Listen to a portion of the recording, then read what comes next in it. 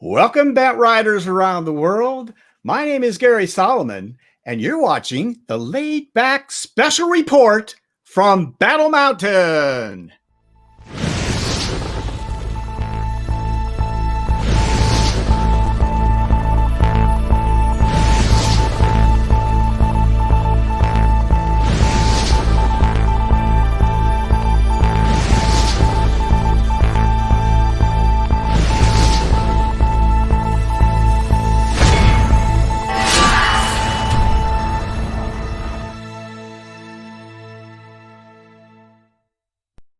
Well, hello, everybody. It's great to have you with us today at the Laidback Bike Report. Very special show today, an add-on show, because we have a very special subject to talk about, and it is Battle Mountain and how they managed to keep the Battle Mountain ethos alive this year with a virtual Battle Mountain. So we'll get into that shortly here. And that will be our show today, pretty much all of it. We'll have a few announcements at the end like we always do.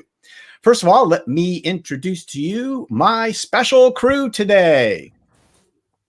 We have with us today our usual director, Larry Seidman, out in Colorado Springs, Colorado. Hello, Larry. Hello, Gary. And down in near Jackson, Mississippi, our media dude, it's Trey Burgoyne. Hey, Trey. Hey, Gary. Good to be here. And in the Netherlands, our special co-host for this special Battle Mountain show, it is my pal Arnold Ligtvoet. Hello, Arnold. Hey, Gary. How are you doing? We are doing great, and we're really happy to have you with us today. So let me take care of a little business here, and then we will get the show on the road. So first of all, as you probably know, if you watch the show all the time, we run a live chat along with the show, and we will hope that you guys will all participate in the live chat by making your comments, asking questions of our guests or our panelists, or even chatting amongst each other and maintaining that recumbent community that we're known for. So please take advantage of our live chat and let us know where you're watching from, anywhere in the world you happen to be. We love to see where you're watching from. You can support the Laidback Bike Report if you like what we do. Please support us by subscribing to us on our YouTube channel, liking us on our Facebook page. There is a little applause button now on YouTube. You can click that button and toss a couple bucks our way if you like. And the little white eye up in the corner here, that if you click on it, it will take you to the Laidback Bike Report website, where you can find out all the information you might need to know about our past shows, what's coming up in the future, the media that we've used, all kinds of great stuff there. So check that out if you can. And lastly, if you could become a Patreon supporter by contributing as little as $1 a month, that would be great. So patreon.com. Just search for Laidback Bike Report, and we would appreciate your support there. This show is sponsored by a very illustrious group of the recumbent industry, and let me tell you a little bit about them. First of all, we want to thank Larry at Jersey Bents, Doug at Bicycle Evolution, Mickey at Laidback Cycles, Dave at Connecticut Yankee Peddler, and Chuck at Recumbent CycleCon. We hope that they'll be back next year. He seems confident that they will. Andrew at Trailside Trikes, Kelvin at Angletech, and Drew and Patrick at Ice Trikes. And let's not forget our old buddy Pat at TerraCycle. So thanks to all our wonderful sponsors for this show. We really appreciate that. All right, let's delve into it now, folks. I'm going to bring up my co-host, Arnold. Are you there? There we go.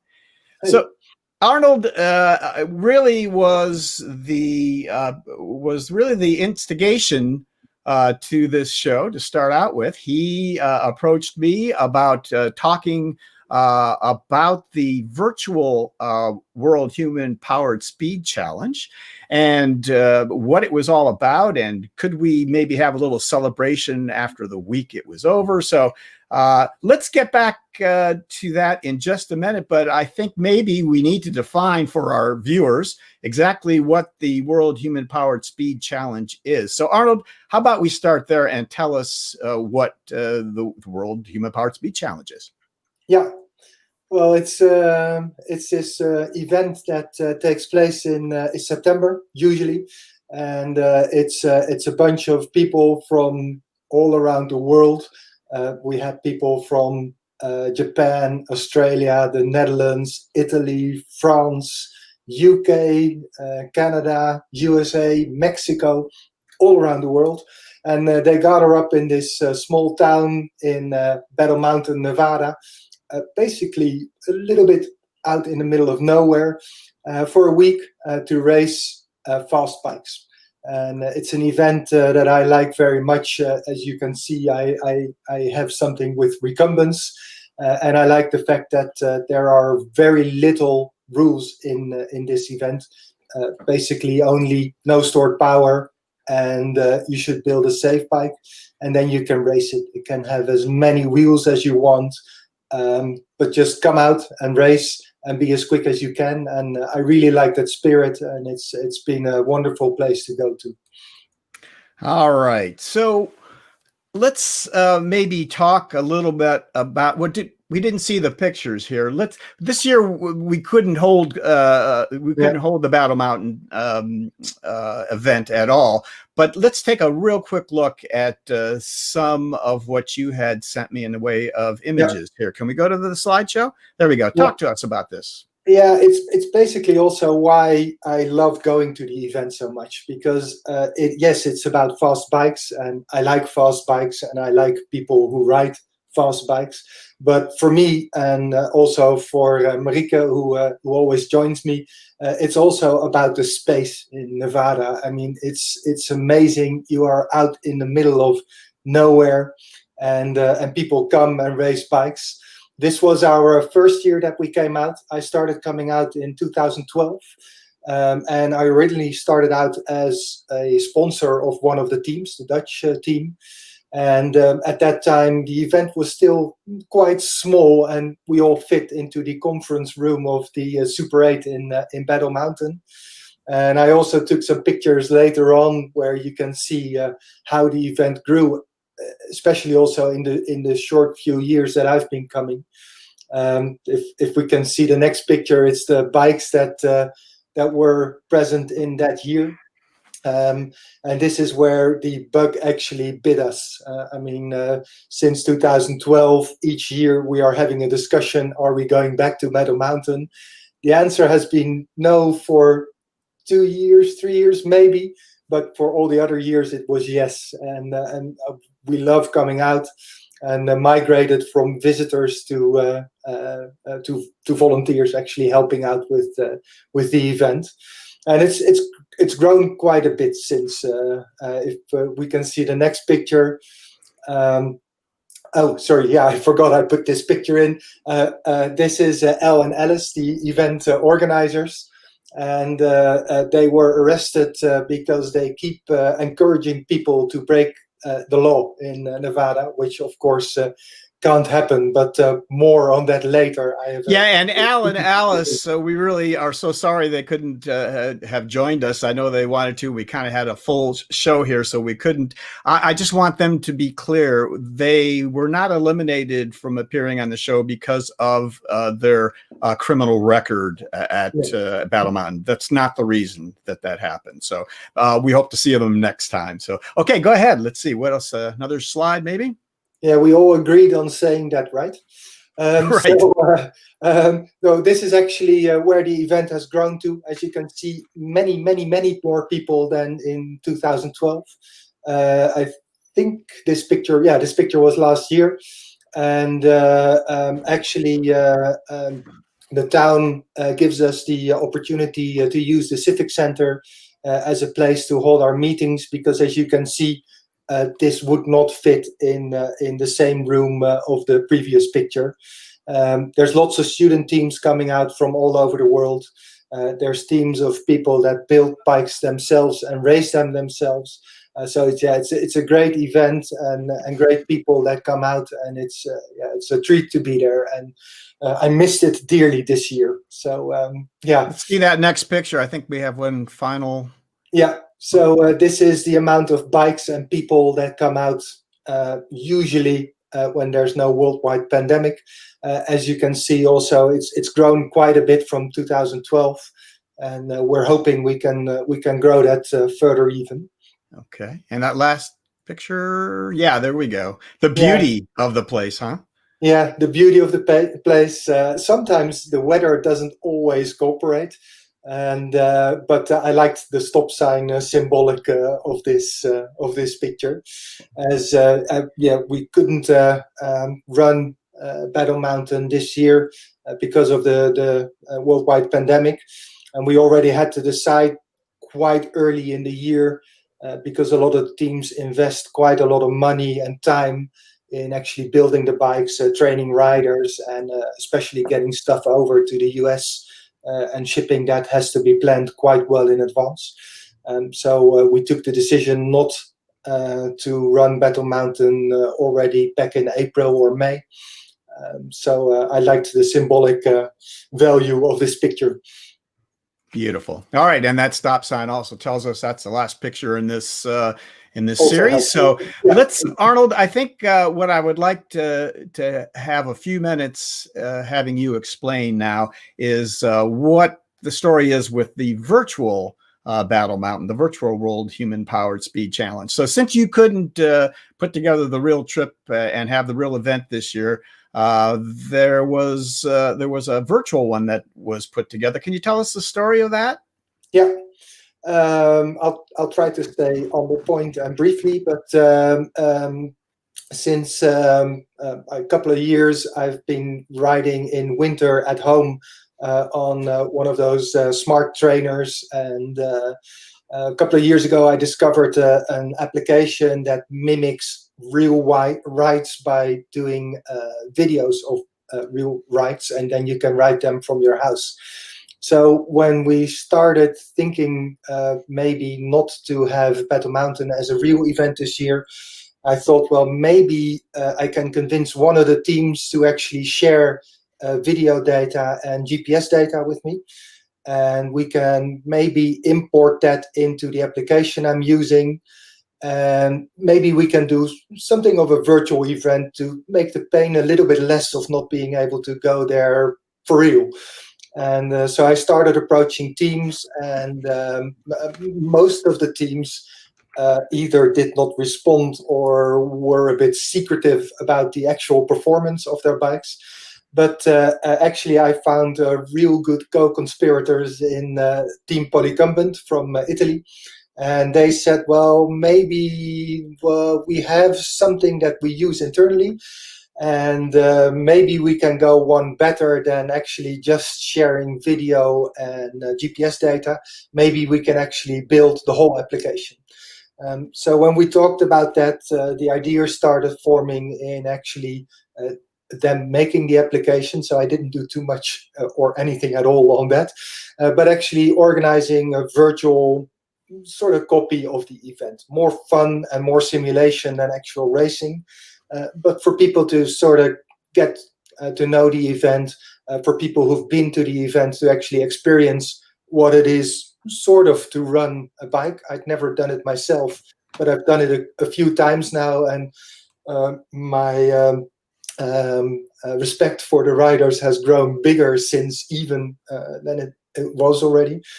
So we started talking about that, and actually the students in Italy created an application, a web-based application, where people who had a power meter or a smart trainer could actually simulate a Battle Mountain run right from their own study home, wherever your trainer is. And yeah.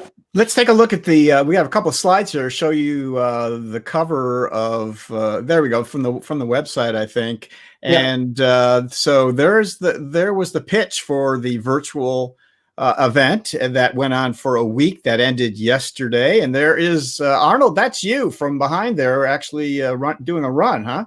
Yeah, correct. I was asked to host for the poster artwork, so I thought my best side is probably my backside and the bike in view. So we wanted to sort of portray to people that the event was virtual this year. So I was the model for the poster that Paolo's sister actually designed. So it was all kind of a last minute sprint. Because we only ended up talking like maybe a week and a half ago about this. Yeah, all things considered, you guys did a great job of putting it together. Now, so this, my understanding is this really isn't a race because there were too many choices. So describe to me, if you could, when you decided to make a run, how did you could configure a bike or a streamliner kind of thing? There were some options, right, to pick. Yes, tell me. Yeah, the students in Italy created a lot of different models of bikes. So you could decide to run it on a regular road racing bike, on a fast low racer recumbent bike, on one of theirs in one of their streamliners called Taurus, which is the bike that they've been running for the last few years. And they even went as far as people being able to completely customize their own bike. And then this was about the technical details of the bike. So rolling resistance, air resistance, weight, temperature. You could do a lot of configuration on those and basically also see what the difference is between a regular road racing bike and one of those fast streamlined recumbents. And so because we had so many parameters that people could alter and change, and it's also quite difficult for some people to actually get the correct readings from their power meters, we thought we'd not have it as a race, but rather as a simulation, and also for people who are unaware of the event, to simulate actually a run and to see how fast those bikes actually are. Okay, let's take a look at that last slide, the results slide that I kind of put together. So again, there are no winners here, right, Arnold? These are just a sample of, I took the screenshot of results screen, and you could see some rather prominent folks on this particular screen. Including our buddy Marco Ruga from Italy. He's been on the show a number of times. And Ellen, of course, is a champion there at Battle Mountain as well. And Todd, who will be with us here in a little bit. So, so it was hopefully good fun for everyone to kind of see what they could do on there. And I don't know. So it's over now. Have you got some ideas about the what's going to happen with the simulation? Is it going to end or what at this point? Well, yeah, the event is over. We wanted to sort of mimic the week-long event because typically when we go out to Battle Mountain, the event lasts for a week, and so that's what we wanted to mimic. There's no real reason why a virtual simulation should only run a week, so we may have some news on that further down in the show. All right, fair enough. Okay, so at this point, I think we're going to leave the virtual Battle Mountain there, and we're going to stride on into our segment about the actual Battle Mountain and its history and future. So I think you're going to enjoy this, folks. First thing I think we want to do is show you a very interesting video that Paula sent to us from the Battle Mountain Tourism Bureau, and this is a few years old, so the actual winning rider that you see here is a little dated, but I think it'll give you a really good idea of what goes on at Battle Mountain. So Larry, when you're ready, go ahead and throw that on. Well, we're here at the desert just south of Battle Mountain, Nevada, the United States of America, and we're here for the World Human Powered Speed Challenge. That's a competition to break the world record. Current world record is at about 83 miles an hour. We are racing fully enclosed recumbent bicycles. So it's about the 200 meters flying start, which means that we have 8 miles to get up to speed. And at the end of the 8 miles, There's a stretch of 200 meters in which our speed is measured. After the 200 meters we have about a mile to get back to a decent speed and they can catch us again. It's the only place in the world that you will find a straight, flat section of road at 4,500 feet of elevation that is around 10 kilometers long, with perfect surface for this type of event. Yes, yesterday morning in the first real speed run, I did 80 miles an hour. Only 3 other people in the world have ridden 80 miles an hour on a bike, and that's pretty special. For now, the world record for a female is 76 miles an hour. So it's potential that I break that. Because we want to be as aerodynamic as possible, we can't have any windscreens, because windscreen means that you have to look over your legs, which means you're sitting more upright. So that's why we use cameras for camera fishing. As you can see, there are 2 cameras on top of the hood. 2 cameras because you have to have a redundant system. Without cameras you won't see anything at all. It's completely dark in the bike and completely closed. This is what I see. It's like riding in a computer game, except that you know it's real. So here you see as well my air inlet. That's all the air I can get during the race. The community loves it. It's a great week. Everybody should come out, figure it out in the old town of Battle Mountain, and discover the new of what's coming to Rome, Nevada. So if you missed this great event this year, come back to Battle Mountain next year, and you can find it on the website at battlemountaintourism.com. Okay, there we are. And now you see the amazing folks from Battle Mountain that we have with us today. And guys, if we can, Arnold, everybody already had a chance to meet you. So maybe Mike, let's start with you. And if you guys could introduce yourself, don't forget to unmute, introduce yourselves, and then we'll move on to the next person. Go ahead, Mike. Hi, I'm Mike Mowett. Been to Battle Mountain 9 times, 4 times as a competitor. Happy to be here today. Hi, I'm Larry Lem. I'm in Los Angeles, California. I've been a racer for a number of years at Battle Mountain and really miss going there this year. Hi, I'm Paolo Baldissera from Torino, Italy. I've been in Battle Mountain 5 times. I'm the coordinator of a Policumbent student team. And also I have a double hat because I'm in the board of the association organizing the event. Hi everyone, I'm Lucrezia and I'm a team member of Team Policumbent. So I'm a student that actually works on the bikes you'll see. Hi, I'm Todd Reichert, representing the Aerovelo team from Canada, and I have the temporary honor of being the world's fastest human. Welcome to Battle Mountain, Nevada. My name is Paula Tomera, and I'm the director for the Lander County Convention and Tourism, who helps sponsor the event while they're in Battle Mountain. All right, and welcome to all my wonderful guests. And these are the folks who are going to be cluing us in on everything that goes on at Battle Mountain and their participation in it. So I think if we can, we'll start with Arnold and Larry, who are going to talk to us about the history of Battle Mountain. I think maybe, let's see here. Let me ask the questions, and Arnold and Larry, you guys can start. And as I've mentioned to all of my guests, anyone else who wishes, after I talk to these first two, to add anything or any context to what we're talking about, please just jump on in. So, all right, let's start with how long Battle Mountain has been a thing. I think Arnold mentioned it briefly, but who can speak to the first Battle Mountain and how it all got started?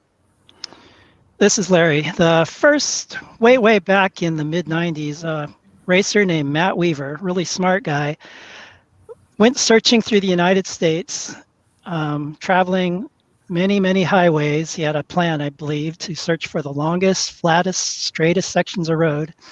And he found a bunch of candidate highways, and he thought Battle Mountain, Highway 305, was the best spot.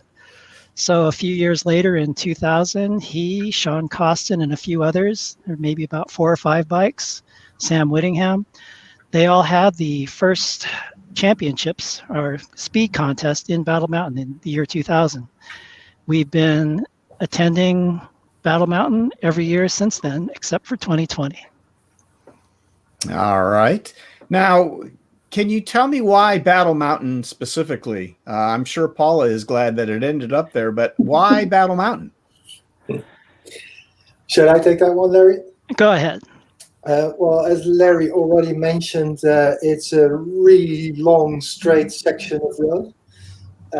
There's not too many things on the side of the road, so if you happen to sort of wander off from a straight line, you can't hit too many things. But also, it's at altitude. So there's a little bit less air to actually push aside, so you can ride quicker speeds. You can usually see that the world records, for instance, in track velodrome racing, are also done at velodromes that have a bit of altitude, and so that's Battle Mountain. I'll say also the city is about 15 miles away and has restaurants and motels, so the infrastructure is there to support the racing. All right. What an amazing segue into that infrastructure and someone who knows all about it. I think we're going to bring Paula up if we can now. Paula, tell us about, tell us how you first found out about Battle Mountain, how that came to be, and what does the World Human Powered Speed Challenge mean to the Battle Mountain area? So I joined the tourism office here in late of 2013, and before that I was the director for the Chamber of Commerce, and I helped my predecessor with the event. So I've been a part of it for many years. We, of course, before that had known about it just because we live in the town, and when they're here, you definitely see them all over town riding their bikes, and it's kind of fun for the town. Our third graders actually have a segment in their book about the World Human Powered Speed Challenge. And then the following week on our Show and Shine Day, which is always Tuesday of the event, we bring them over. They get to meet, look at the bikes and meet the racers and get autographs. And it's just a really fun time for the kids and the people in our community. All right. That sounds really good. So, you know, we've also had we also learned about a drag race that goes on. I think that's part of the community involvement as well. What's that all about? That's not really the racing on 305. What is the drag race about? No, so we wanted to get something to involve the racers with the community, and so there's a section of road over by our high school that we had surveyed so that these, you know, if they were to make a record over there, it was already surveyed for that. And so over the last few years, we've incorporated a bike parade before that event, and we come through the town, everyone who joins on their bikes through town, and we end up over at the drag race spot where we race for a few hours over there. Very nice. Okay, so obviously it's an important part of what you do there at Battle Mountain, and you're part of how you promote it with that great video, by the way. So, all right, let's move along a little bit here and talk more about the race course and the rules themselves. So, Arnold and Larry, again, if you would, we actually have a slideshow. Maybe we'll start with that first slide, if we can, Larry. And there we go. And Larry, these are basically your slides if you want to go ahead and start up. Yeah, okay. This is pretty much just a Google map showing where Battle Mountain is located. It's in the middle of Nevada, halfway between California and Utah on Highway 80.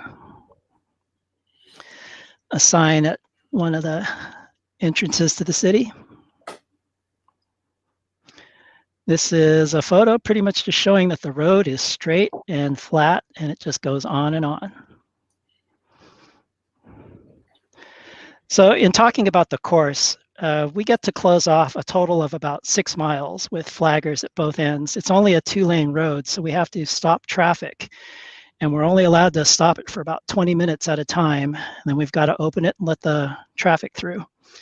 So that gets tricky because we've got to get on the road, we got to get set up, get the people in the vehicles, we've got to launch them, and it takes 6 to 8 minutes to get all the way down the course. And so we've got multiple vehicles on course at the same time, and we've got to get everybody through and off the course within the 20-minute time frame. We run multiple heats each session so we can get all the bikes through. So here's this photo, just shows the road's been closed and we're trying to get folks ready to go. And when we do launch, it's by hand, and people get a maximum of 15 meters of assistance externally, and the bikes, two-wheeled vehicles, they're on their own at that point, and they've got to make it down the course. This is a photo of the timing trap. The timing trap, so the actual course, we launch at about 5 miles, and we have road signs every half mile that count down to the finish line. And once you get to within 1,000 meters, we've got a 1,000-meter sign, a 500-meter sign, then the 200-meter trap sign, and finally the finish line. So the 200-meter sign is the start of the timing trap. And the elapsed time gets displayed, and across the way on the opposite side of the road, you can switch to the next slide, is a small grandstand where the folks can see the timers and watch the bikes go by. So this is one of the most exciting points of the course, where the bikes are at their highest speeds.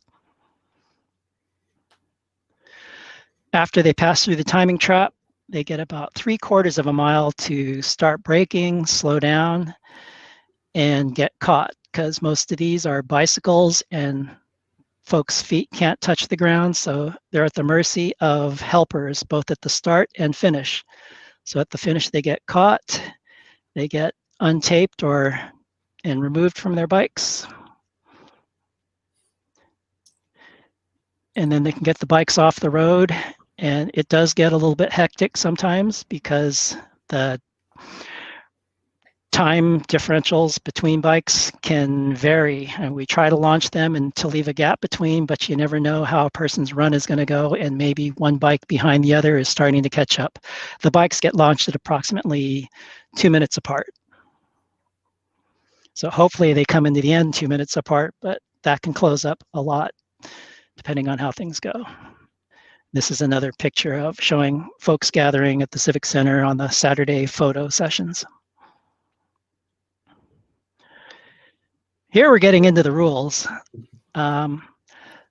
This is a screenshot of the IHPVA competition rules. There are some rules. There's not a lot of them, but the main rule, I guess, that we'd emphasize here is that there's no stored energy allowed in these bikes. You can't have electric motors. You can't have big flywheels. You can't spin up a flywheel at the start and then take off.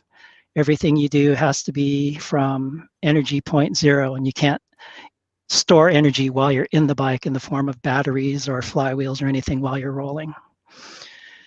Some of the rules, they define the different competition classes, and I threw this up in bullet points so you could see we have differentiation for the number of riders in the vehicle, rider gender.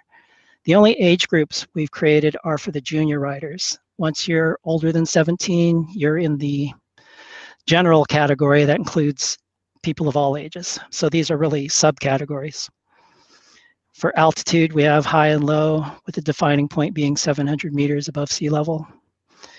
We created a multi-track class for bikes that have wheels that are not single track. So this would cover some of the tricycles and quadricycles if anyone chooses to run those. We have an arms only group for folks that want or sometimes only have use of their arms, and we've had a few of those in the past couple of years, and those records have grown a lot in the past couple of years. Had some really good entries, well-designed vehicles. The pronghorn. So as we were preparing for this YouTube presentation, it was thought that we're going to be telling stories and such. And the one story that I had was during one of my runs, I had heard folks talking about animals in the area. And on one of my runs in the glowworm, this pronghorn jumped onto the road and was in front of me. And I said, I finally get to see a pronghorn. I'm going to aim for him and get him. And he jumped out about 200 yards in front, and I just pedaled and pedaled. I didn't tell my stoker about it, and we just aimed for him, and he jumped out of the way at the last second. Now that's a great story, Larry. So harrowing one at that. So I wasn't going to try to go around him because I didn't know where he was going to go. And usually animals are smart enough to know what's going on.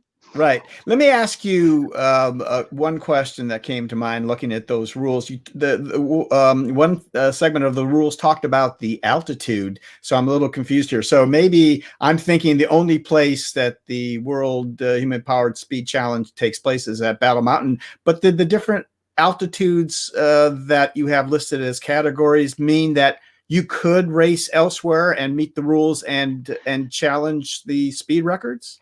Yes, way back in the 70s when the International Human Powered Vehicle Association began, they had annual championships, and those were held at different cities throughout the United States, whether it's sea level or higher altitudes. And then those championships slowly waned through the 80s, and came the 90s. People were having to find their own venues to try to break the world record. And it's through Battle Mountain finding a permanent home that we could go to every year that the competitors wouldn't have to worry about finding a place to go, gathering IHPVA officials and pulling permits. Now all the competitors have to do is show up with a vehicle and rider and they can go. They don't have to worry about all the logistics. So we're really happy to have found Battle Mountain. Of course. But otherwise, the rules are there and people are free to get other courses certified throughout the world and try to break the record wherever they are. Okay, fair enough. Tom Taylor here is asking about, we saw the rules about ages. So I guess he wants to know what is the range of ages that you know have raced, and what is the typical age? What is the average age of the people that are racing? Well, the fast guys, they're in their 20s, and then when they get into their 30s, they're just hanging on. And then when they're in their 40s and 50s, they become like me, and they're mostly just test riders trying to develop the vehicle so they can recruit one of the young guys to go and break the record. But we've had folks come out here who are in their 70s. There's Calvin, who certainly is no stranger to Battle Mountain, saying that there's a longer road at twice the altitude in rural Chile, but it's 6 hours from the nearest motel or gas station. So Battle Mountain seems a bit remote to some folks, but that sounds even more remote. Thank you, Calvin, for that.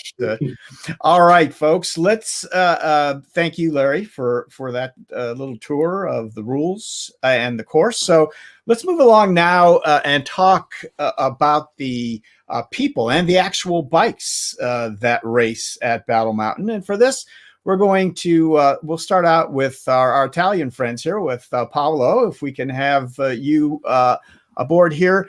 And I'm going to go through your slideshow, but Paolo also sent me this amazing video from their team, the Italian team, this Team Policumbent you might have heard already. Let's, Larry, if you could, let's take a quick look at that video.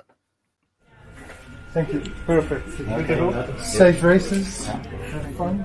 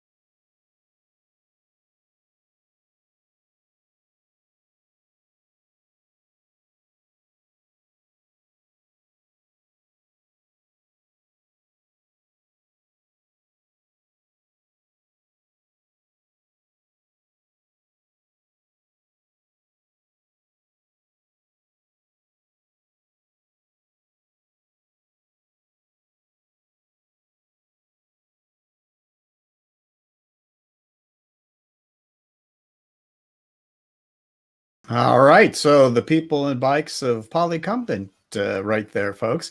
All right, Paolo, come on up. And if you would, let's chat a little bit about your experience with some of the people and the bikes at Battle Mountain. And we have some slides. So let's go ahead and start, if we could, with that first slide of the van. And then I'm going to turn it over to Paolo to tell us all about it. Go ahead, Paolo. I wanted to start from here because it's 2015.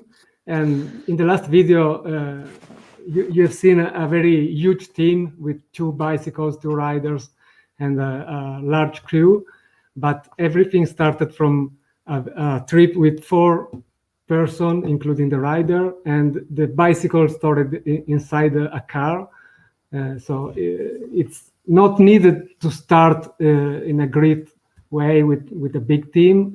You just need to be focused and to try to start somewhere.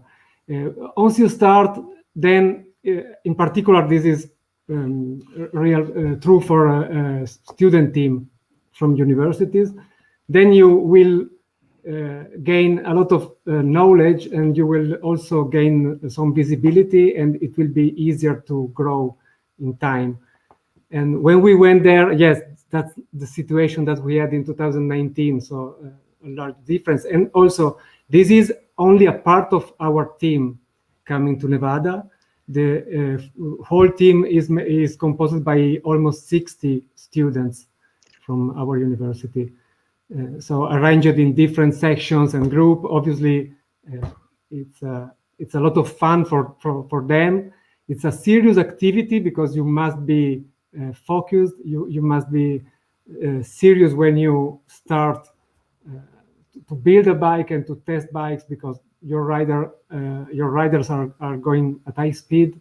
So safety and focus on your project is the first things you have to account for. But being a group of 20s, also the fun part is part of the experience.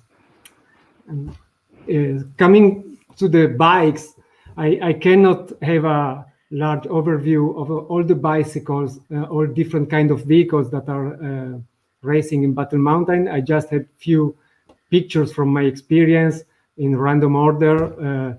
This is the Velox XS, is a vehicle ridden often by Ellen Van Vogt and also by Matthias Koenig in this video. And it's a sort of classical bicycle, such as the Varna. Also, I don't have any picture of the Varna, but is a classical configuration. In this case, is a rear-wheel drive.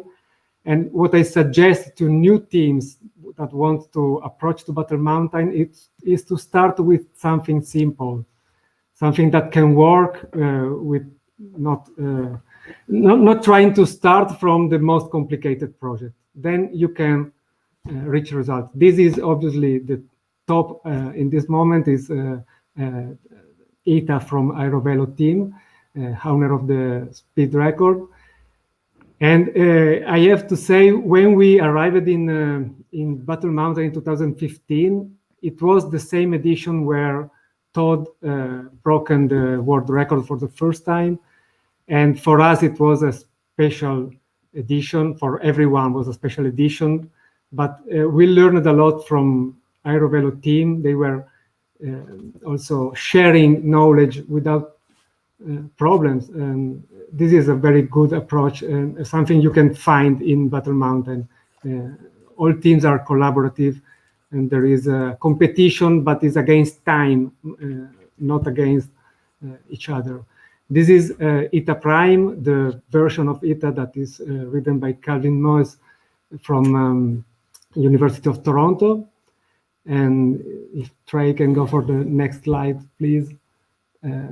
Okay, this is another kind of design that is that appeared for some editions. Here the rider is in supine position, but is driving with the head forward. So it's looking at the road through a mirror. Then this is the French team that last year went faster than us, and they are very strong in both male and female categories. Their vehicle has a structure that can be removed from inside to work on mechanical parts. And if we can go for the next slide. This is our first vehicle in Battle Mountain. Our team developed different vehicles for a few years before feeling to be ready to go to Nevada. And this was the first one, Pulsar. At the beginning, and as you can see, it's a simple vehicle. We chose a simple configuration. It was inspired by the Varna vehicles. And if we can go with the next slide, is with the fairing. Also, here was in the middle of our growth. So the team was bigger than the first year, but not so big as 2 years ago, as last year, sorry. And this is the new the vehicle that we developed in 2017, 18, and again in 19.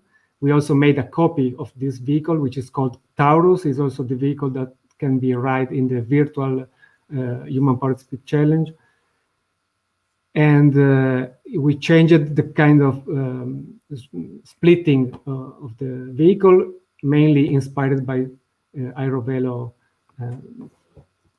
design, but we had a different kind of frame. And also we have a feature on the transmission, because we have a gear shift that is moving the cassette instead of moving the derailleur. By this way, we can have the chain always aligned, and we can use a larger number of gears.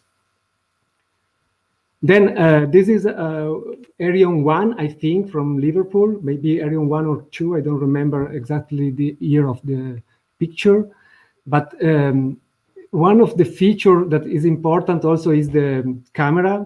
In our first bike, there was a windscreen to see outside for the rider. But from the second bike, we started using a camera bike.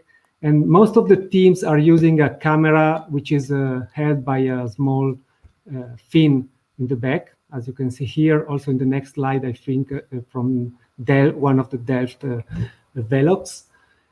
It's the stock. Yeah, exactly, I was going to ask. exactly. Trey's pointing to it right there. It's a stock on the very top in the back there. Yes. Okay. One feature that my students started working on with the previous vehicle, and we are keeping this, can be seen in the next slide. We are not using any fin. We are using a very small windscreen in the front where the two cameras are facing. And by this way, we can reduce that little amount of wind resistance that is also given. From So is fin. that also air intake and camera? No, it's not an air intake. There is a plexiglass on it. Just you have to figure out how to put exactly the camera in the right place. Also, some riders told me they had troubles learning to ride with this kind of configuration because the camera was too low on the ground. But we had no problem both with Andrea Gallo and Vittoria Spada. So I think is something that can be learned very fast by riders. Okay. Paolo, can I interrupt for a second with a question from Jack Quash? Obviously. I wonder how the head-first design performed. The aero envelope doesn't seem too dissimilar to the others. So from the feet-first one. So how did that supine position perform compared to the laid-back ones? I remember, if I'm correct, Damian reached 80 point something miles per hour. That was one of his goals, to have the 80 miles per hour hat.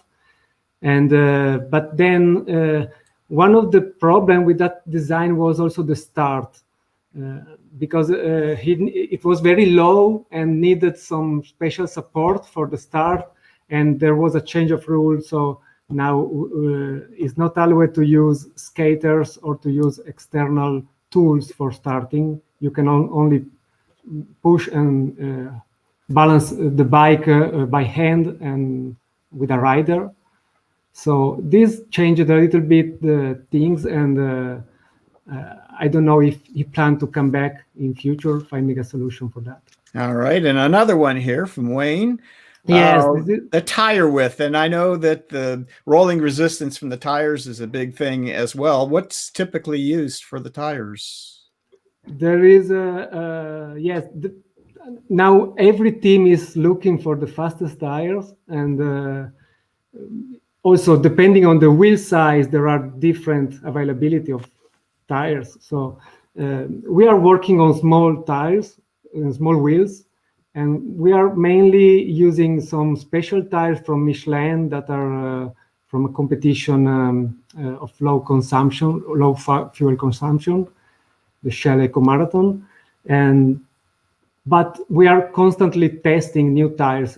Typically, we are going for larger tires than the ones used in road racing, because also you need to filter a little bit of vibrations and yes, vibrations from the road to keep a good aerodynamics.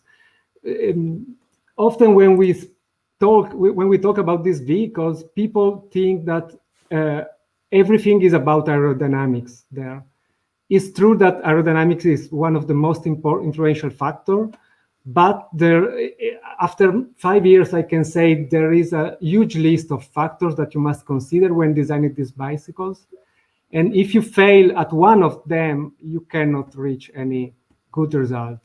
It's not only focusing on aerodynamics. There is safety, both real safety and perceived safety from the rider. He must be confident to push all the power. Then so it's about the vision system, obviously the rolling resistance, the transmission, the kind of transmission, the bike stability also often in lateral wind, and also during the sprint, the final sprint, you must be able to balance your bike correctly. So frame stiffness, obviously, vibrations coming from tires, and also from wheel balancing. We neglected this 1 year. We solved this problem. Let's, Paolo, we have more questions here. And, I think maybe we can even bring Todd and Mike into it too before we get to Lucrezia and talk about what the students are doing. Here is Aaron Wiley. Just a quick question for Team Poly and Todd. What is the power difference produced in the recumbent position compared to the upright position on an ordinary road bike? So I guess he's asking, how would the Tour de France guys do with an upright road bike at Battle Mountain, and vice versa, I suppose. What's the difference? Yeah, that's a great question. A lot of the design of the bike really has to take into account the position of the rider as well. So for myself, I drop about 10% going from upright to recumbent. I've heard some other riders that say they don't really drop power going from upright to recumbent. So it might really differ by rider. But the position is also, the more you go recumbent, if you lay completely flat back, your power definitely drops a lot more. And I think someone was asking about the head first bike, Damien's bike. Potentially that was the bike with the lowest aerodynamic resistance that anyone's made.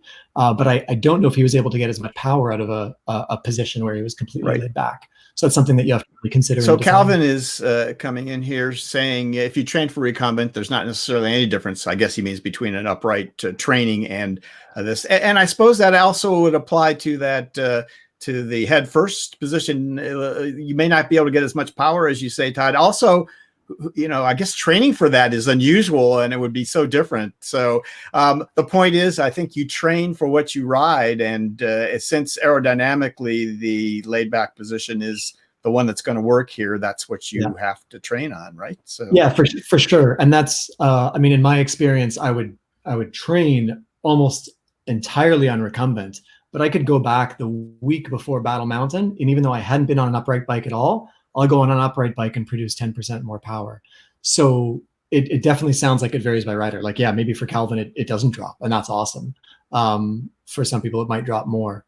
I haven't seen systematic published results. A lot of the testing we do, it'd be great to be able to do testing on a whole variety of people and actually study or publish results on these. Most of our testing is just on the riders that we have, or all my testing is on myself.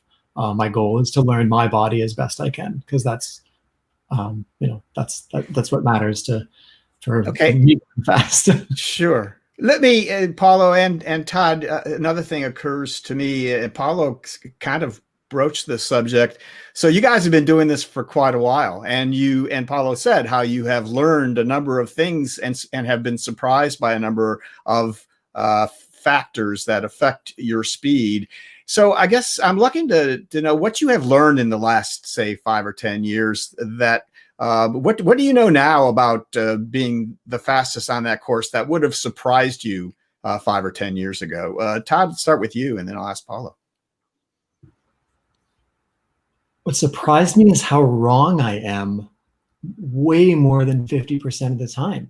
You think that as you learn more, that you think you're starting to figure it all out. And I've just realized more and more how easy it is to, it's difficult to apply, advanced theory. There's nuance to it. There's testing that has to be done. That's the biggest thing that I feel like I've learned is how often you think you have a great idea, and there's some details that really need to be sorted out, or that you might, have really got it backwards. Handling was a huge one for us. We, one of the third bike that we designed, we did a whole bunch of analysis on stability and control of bicycles, and we, came up with the optimal steering geometry, and it was nearly unrideable. And it was interesting. And then we, talked to a bunch of other teams at the race, figured out what they were doing, and we just kind of copied, a team that had been using the same geometry for about 20 years. We just started using that geometry, and it worked beautifully.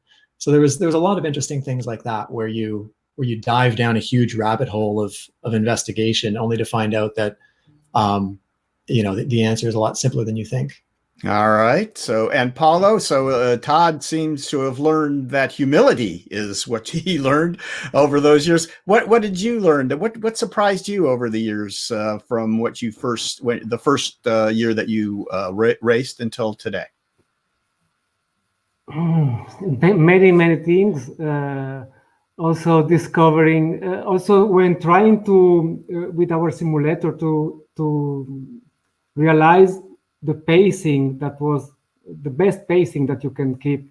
Because in the beginning, everyone think about this is a 200-meter flying start.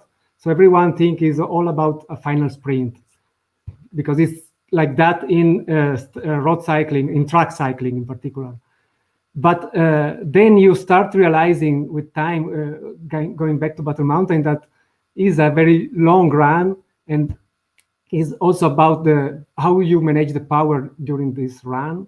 Yes, obviously is a growing of power, but starting fast from the beginning is important also, because if you have a very fast bike for going there, you end Todd knows this, at the trap you are still accelerating, so the course is shorter than needed for the fastest bike in this moment.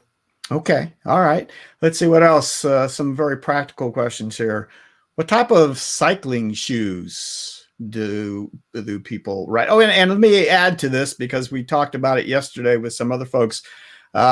We noticed in all the videos and from watching Battle Mountain that all the riders wear Lycra, like they're on an upright bike racing. But certainly that's not for aerodynamics in any sense. Let's widen this to say, what do the riders wear, and why do they wear that type of outfit? Todd, you want to take it? Sure. Actually, you know what? This reminds me of a story that you're asking from, some story. Mm-hmm, sure. Tell this one, because this brings me back to a time when I was totally new and I knew nothing, and I was, looking up to these guys like Sam Whittingham, like they were gods, and so yeah, I didn't always wear. Okay, so I'll answer the question first, and I'll tell the story. You don't really. It's kind of what we're used to wearing. You want to make sure you're not wearing something baggy that's going to get caught in a chain. But otherwise, people, you kind of wear what you're used to riding in cycling. We wear normal cycling shoes, normal cycling jerseys. Some people wear wear garments that can keep them cool as well. Different types of jerseys that just help you keep cool, or like armbands that have some water in them to keep you cool. But this one time, I did not wear bike shorts. I think it was the first or second year that we were in Battle Mountain, and we had managed to make it to the evening heats, which is where the fastest bikes go. And I was in the same heat as Sam Whittingham, who had held the record for 15 years. And we were about to get ready, and I realized I didn't have my bike shorts. So I was going to ride in my boxers, but you don't want your boxers getting caught in the chain. So I used the hockey tape that we used to tape up the bike, to tape up my boxers into these really great looking, like tighty-whitey style boxers with hockey tape. And this was a good night. It was a fast night. And Sam was like pretty serious, and he's in game mode. And I did not want to disturb him with this circus act, tighty-whitey hockey tape show. So I hid in the porta potty until he was in his bike and cleared and couldn't see me. And then I came out and got in my bike. But yeah, so I mean, again, it worked fine. You don't have to wear bike shorts. You can literally wear whatever you want. All right. And we have another question actually specifically to you, Todd. Aaron Wiley wants to know, without giving away too much, we don't want to do that. How do you structure your training? And are we talking 6 months leading up, or how tell us a little bit about how you train, how you have trained. And any of you other guys want to talk about this after Todd? Let's hear it. Yeah. I've tried a lot of different things and iterated, and actually, so yeah, typically 6 month lead up, you're going through kind of the same cycles of like weight training, strength phases, moving into power phases, starting with a lot of weight training, tapering off your weight training and shifting more to cycling, starting with a lot more aerobic base and then shifting that into more sprint training near the end. But it was interesting though that the very last year we went, we had gotten, Cameron and I, Cameron was my co-founder on this project, had gotten jobs in California, and we were working full time, but we still wanted to go back to Battle Mountain one year. And I just did not have the 6 months in advance of training. And it was only about 3 months. And all I did was an aerobic recumbent ride every single day before work. And I was about to start switching into different phases. My power numbers kept on climbing in just that easy recumbent, or that easy aerobic ride. So I learned a lot more in that year about efficiency of training. And that what was much more important was the consistency. Like, because I was working, I didn't have any vacations, or not that I didn't take any vacations during that time. And I consistently trained without missing a day of training. Whereas in past sessions, I'd be training for 6 months in advance, but might take 2 weeks of vacation somewhere in the summer. So it's interesting to see the difference in consistency versus, volume over six months. So I've been thinking a lot more about efficiency in training as well now, instead of how much can I pack into 6 months. It's how can I get the most bang for the buck in a small amount of time. Very good. All right. The other questions I've had, I saw William Galloway actually asked about costs earlier. Maybe Larry, we need to bring you back in here too, and anybody else who wants to answer this. So how much does it cost to build one of these streamliners? Let's frame this in terms of a competitive streamliner. What does it cost? And then maybe we can talk to Paolo. So like, you come from pretty far away, and there's Australian teams, and you showed us the number of people that you bring along. So there are there's a lot of money involved with this. Number one, how much does it cost to build a streamliner? And number two, how do you raise money to build a streamliner, and or if you bring a team, where does the money come from to do that? Let's start with Larry. Larry Lem, I take it. Yes, you, Larry. I guess the biggest cost is the carbon fiber cloth and the epoxy. And I'll say I spend maybe $5,000 on that for 1 year to build a streamliner. I think all the other teams, they start at $5,000 and go on up to $20,000. That's my guess, though. That's true. All right, Paula, let's jump to you. So what does it take for a university team like yours to put together a streamliner, or in your case, I guess a number of them? And I know you have a number of shells and such, and also as an additional cost to the travel costs for all those folks, the team. The travel cost is important. Yes, I can estimate everything, including the shipping of the bikes. Altogether, in 2019 was something like 24,000 euros or something like that. It's a huge part of our budget. We are a lucky team because in our university, we have part of the project which is funded by sponsors, but the largest part is given from the university itself, because our university is supporting a different project of student teams to attend competition in different kind of races, not only bicycles. We are lucky for that. We proved to be consistent also with the results, so we started getting more and more funds. Now we reached the limit. They are not giving. They don't care how well you do now. That's all you're going to get, right? And Todd, can we jump to you? University of Toronto was involved, but I remember seeing on your Streamliner there were a lot of big corporate names, Google and all these other folks. So how did the funding come together for what you have done in the past?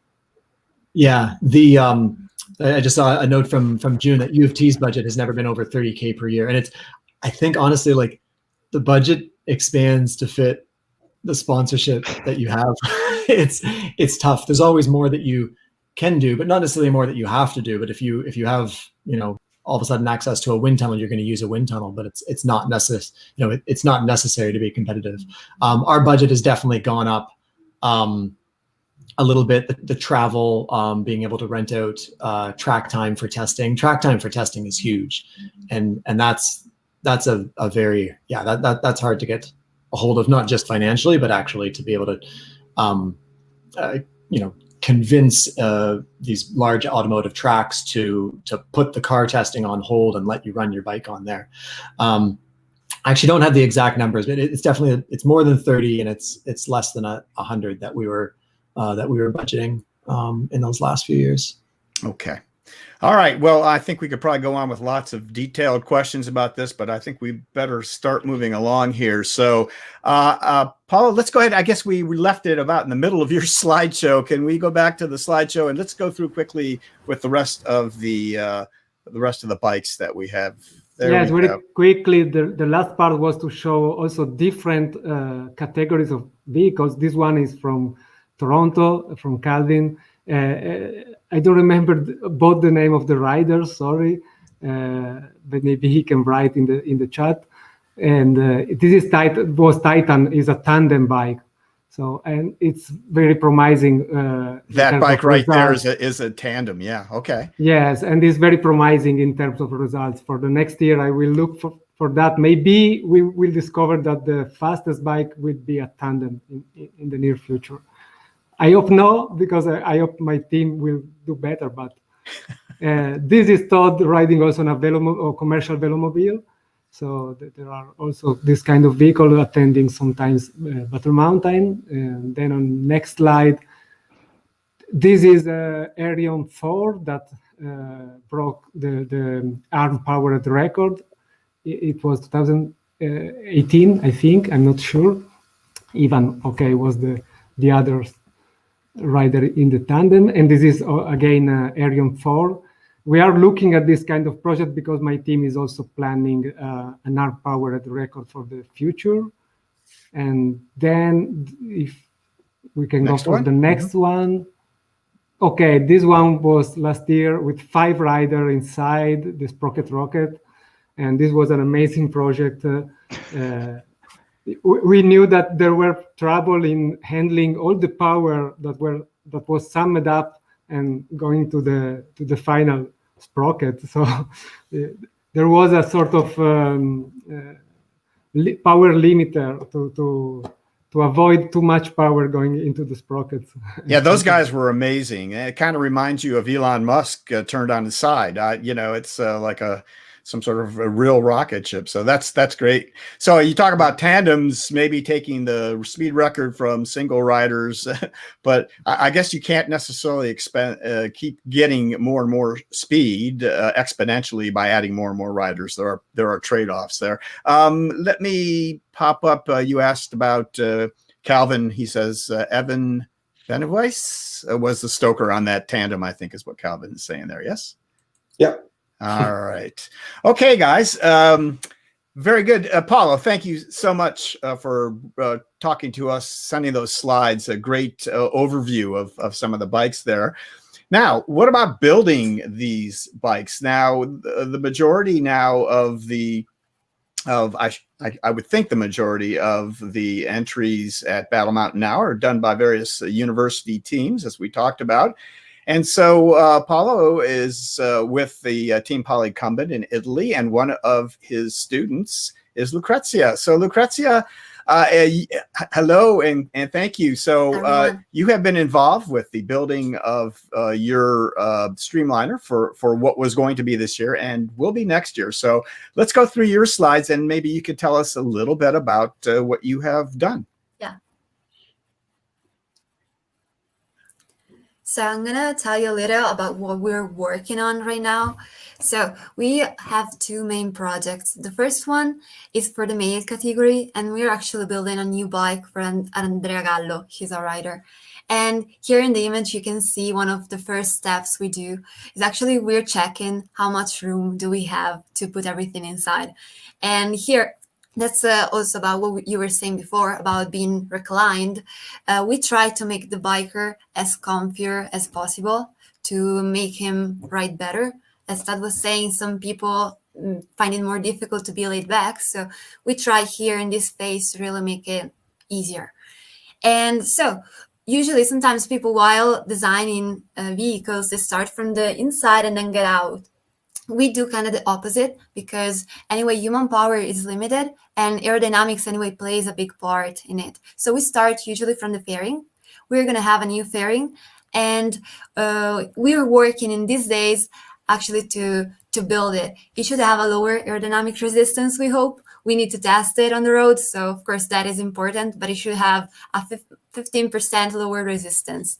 In the next slide, you can see the sort of works we're doing right now. We're very lucky because we have Marcello Renna. He's the guy in the middle.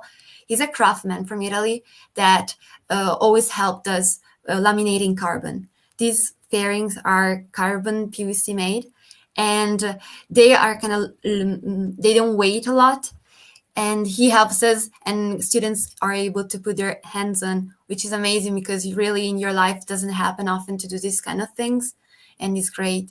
Also in the next slide, you can see as well carbon laminating, and also in the next one. Here, something I can tell you, in the inner part, we set also a Kevlar layer. That's also for safety reasons, because carbon can break pretty brittle, in a brittle way. And it happened to us in the past that we had some accidents, let's say, with the bikes, because even going pretty fast, like 100 kilometers per hour, it happened to our rider to just maybe break a tire and then start flipping. You just imagine being in one of those bikes and flip around is really bad. Kevlar actually helps a bit to avoid everything to break. And our bikes just scratched a bit on the outside, but the bikers got really good inside, even though they flipped. So that's good.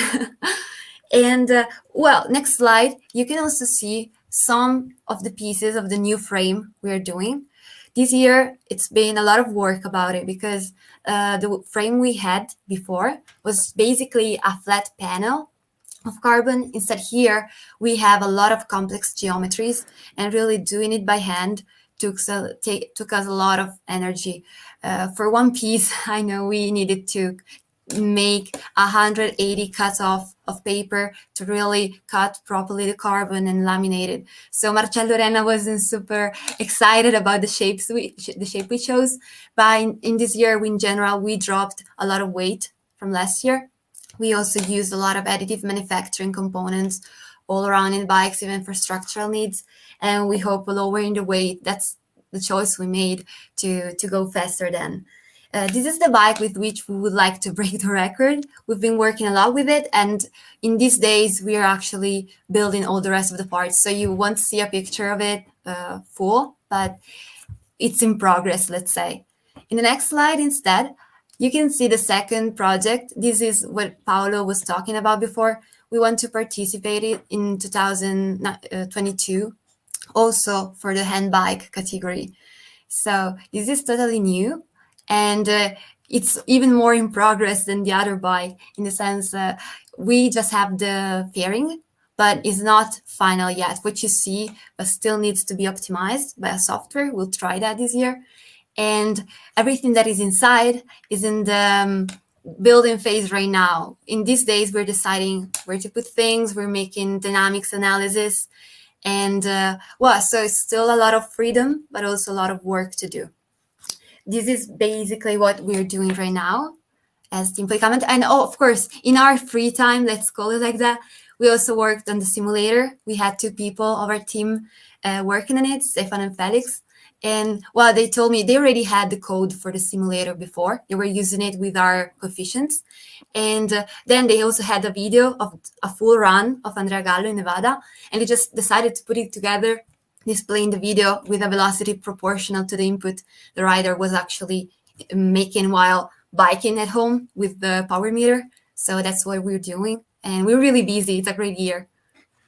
Great, Lucrezia. Thank you so much for that. Let me, here's a question. I think maybe you can help us with this since you're involved with the design. Tom Taylor again wants to know about the weight distribution and how it affects speed. So moving the weight forward or back, obviously that has some effects. What have you learned in building the bikes that you've done?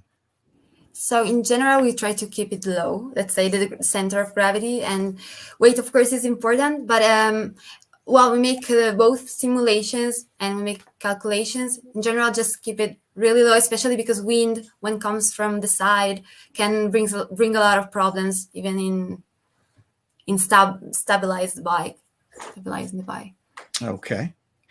And I guess the last question I want to ask you, because we really talked to Paolo about the people, but you're part of a team and you are part of a large team. Paolo showed us all the people that have been on the team. So could you kind of lay out for us the different kinds of jobs? What do all those people do? I mean, obviously you have riders and you have some of the designers but there are support people of various kinds too. So you and then Paolo, if you want to add anything to this too, tell me about a large team. Who are these people? Yeah, of course, through time, so that we got many people, we needed also to have a structure that is more organized, let's say. So we have different departments. We have first mechanics and aerodynamics, and there is electronics and data analysis department. We then have also a big part that takes care of organization, logistic, and budget, money, and communication. We also have people that just take care of social media, for example.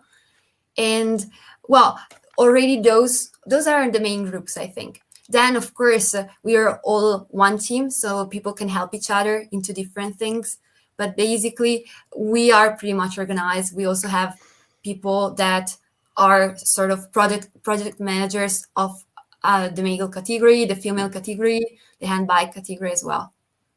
Okay, that's very nice. Thank you. You've done a great job of explaining all of those things, and stick around. Maybe we'll have some more questions for you. Paolo, did you have anything you wanted to add? Yes, I wanted to answer the question. What all those people? These are the people that are funding you are asking the same question. I'm sure. Yeah. No, the main purpose of the student team activity is learning by doing. So mainly we like to involve as more students as we can, because it's a process of learning. Also the organization, also learn to work in team and to split the job between the others, to communicate the results to the others. So this is the big part. For me, from my point of view, is even more important than the results on the road. Of course, I care about that. That's an important function, obviously, of what you do. So, and it's a great part. Okay, great. Thank you to both very much. I think at this point, let's move on to focus a little bit more on Todd Reichert. So Tom has sent us a video. Now, Tom is a world record holder a couple times over. This video is from a previous world record that he broke, but I think the idea that's displayed in this video will be obvious to you when you take a look. So Larry, when you're ready, let's take a look at a 139.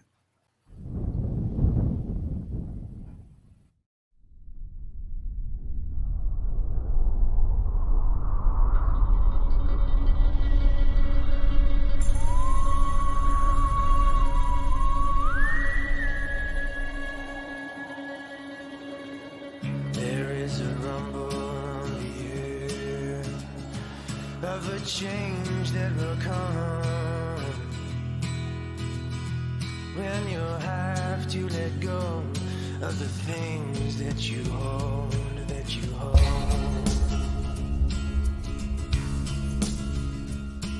The answers are not in the fires we left burning for far too long. Now the answers are not in the cold hard steel, in your cold hard steel. So don't go and close your eyes, for the answers may pass you by. These things that you hold so tight, tight, let go, and take to that open road. Let go,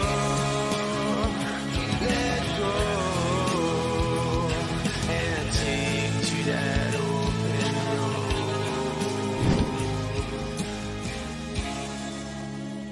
Yes, yes, yes! We did it!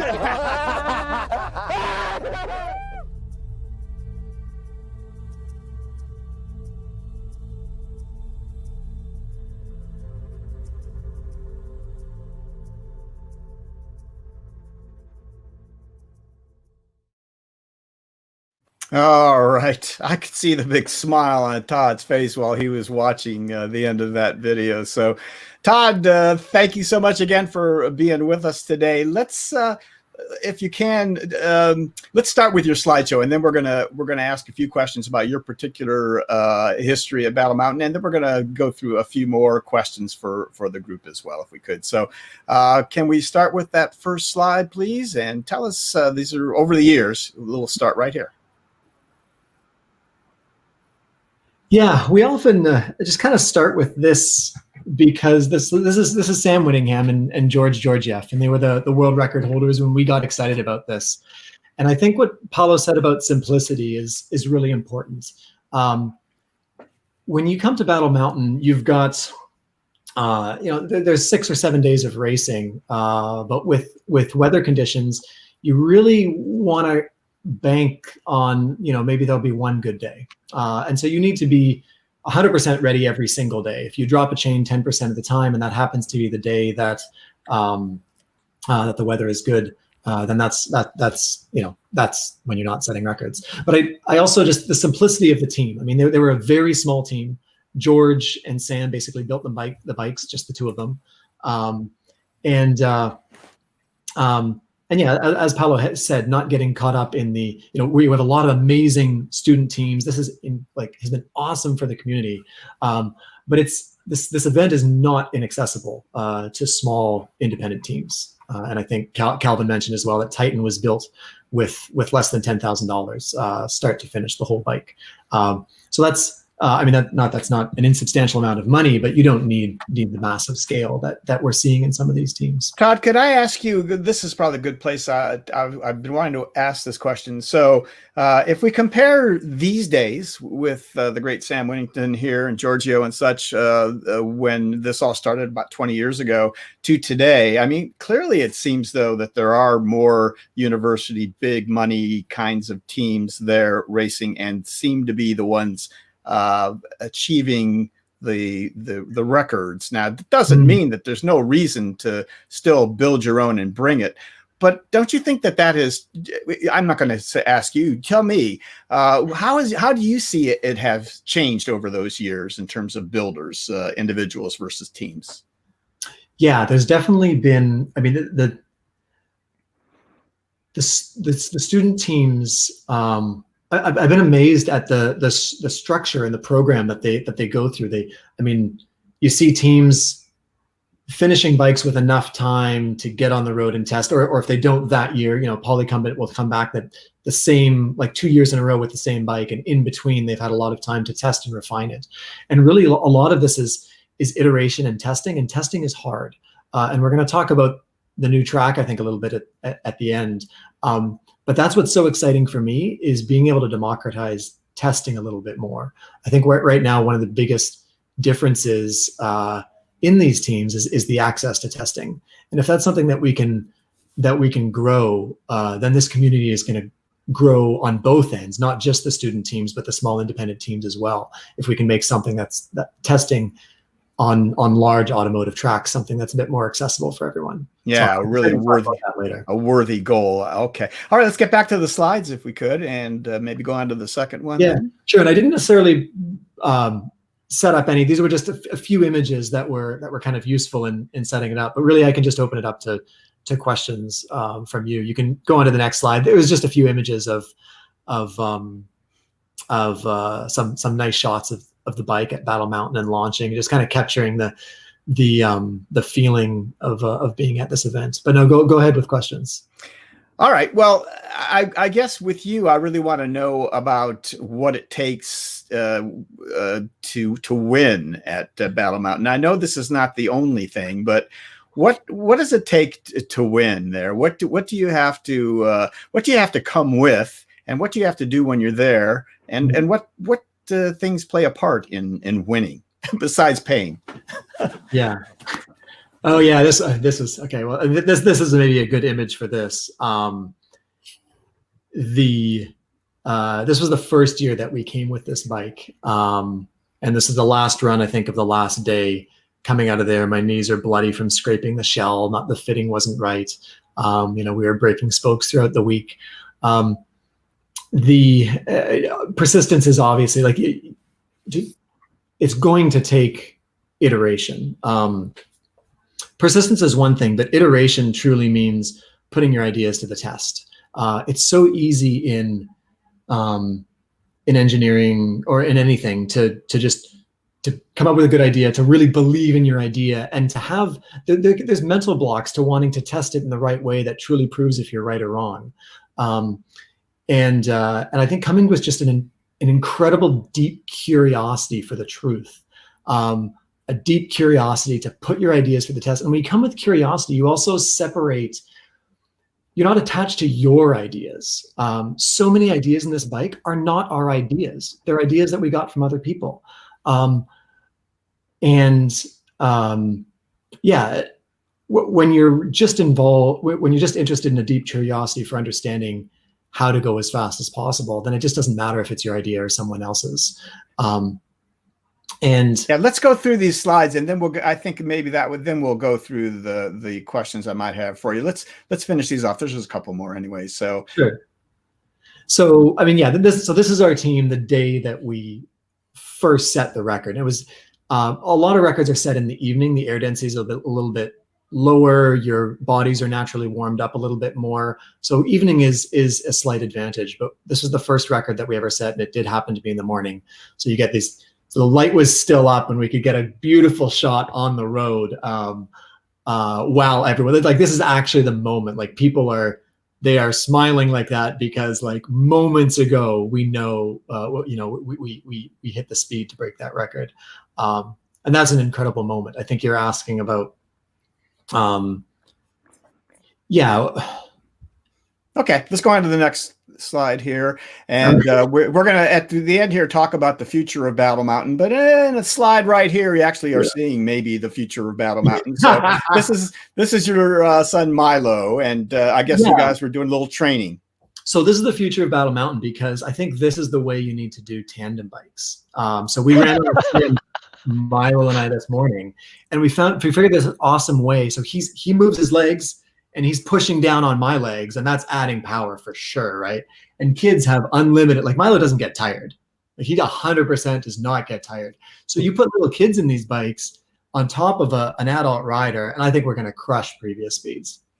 All right, well, there's something to try out. There's always something new. So that's you heard it first from Todd Reichert right there. All right, now let's start talking about going fast, because in general.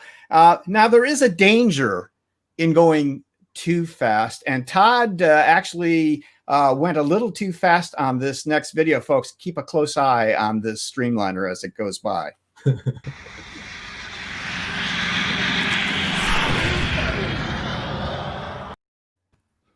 Yeah. So what year did you actually end up in there, Todd? Oh, that's a good question. I'm glad you made it back for the show. Yeah, anyways, that's the important part. Okay, well, that's just a little intro to get us talking about going fast. And there's a lot of, we already talked about some of this already, and there are a lot of factors when it comes to going fast. One of the things, and maybe I should just let you start out by in your conception, what are the major factors in going fast? What does it take? Sure.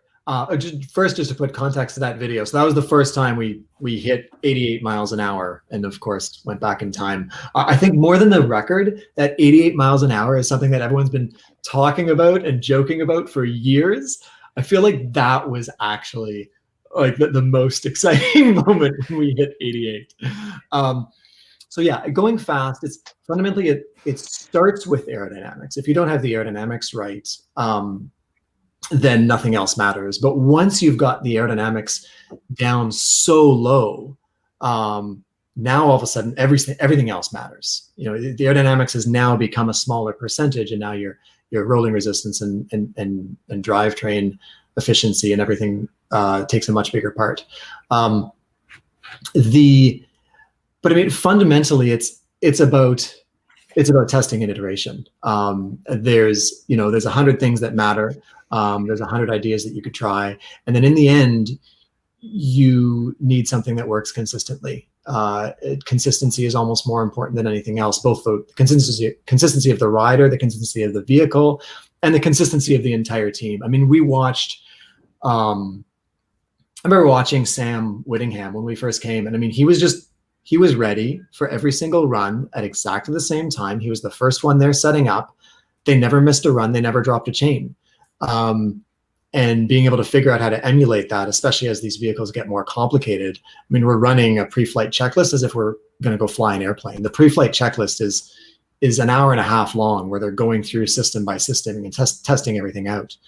One of the other elements that can often get neglected is the interface between the bike and the human. And the first time I sat in a Varna, we had come with the first year with a really big bike, but it didn't feel big. Inside, you felt like you were kind of touching something or rubbing something. And I sat in the Varna. Sam and I are about the same size, so I fit pretty well. And it was insane. I would pedal and nothing made contact, even though every little bit of me was within a millimeter of hitting something. I wasn't hitting anything. And that insight of just how do you make the inside feel big while the outside is very small? And how do you make it fit that rider so perfectly that they're so comfortable in there that they can deliver the kind of power they need to? If you're in any way nervous, your power is just going to drop. You feel like you're putting everything you can into it. You feel like you're just absolutely exhausted. And you look at your power numbers afterwards, and they're 10 or 20% lower than what you can do. So the comfort in the bike is really huge. So you almost want to wear that bike as opposed to ride it, which is really cool. Now, so controlling all these factors, checklists, all this stuff has to do with the things that you can control, right? The things that you control. But I'm wondering about things that you can't control. So how does luck play into all this stuff? There are things you can't control. What factor does luck play? I mean, for the things you can't control, I guess the simple answer is you can't control them. I mean, you just come with the knowledge that you're going to get one shot. And you almost, there has not been a year in my memory where there wasn't at least one good day. The problem is sometimes it comes near the beginning of the week. And if it comes on a Tuesday and you haven't really dialed everything in until Friday, then it's going to feel like you didn't get a fair shot. I mean, fairness with the weather, it's not really about fair. It's just statistical. Right, right. But you never know at a moment's notice what's going to happen, and that does have effects. But okay, we touched on this also earlier, but I know it's a big factor at Battle Mountain that I've learned about. So the teams all work hard to do their best and to win, and they're competitive.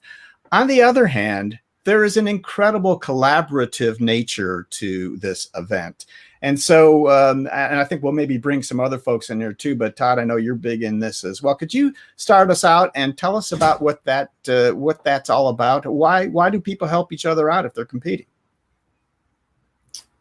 Yeah, it's interesting. When you use the term winning, it kind of implies that someone else lost. And it's not actually really how I see it. All of this is a huge number of lessons that you're going to need to learn. And at some point you're going to learn of enough lessons that you pass the threshold where you can do something that no one else has done. But you're very aware at that point that you have many more lessons to go.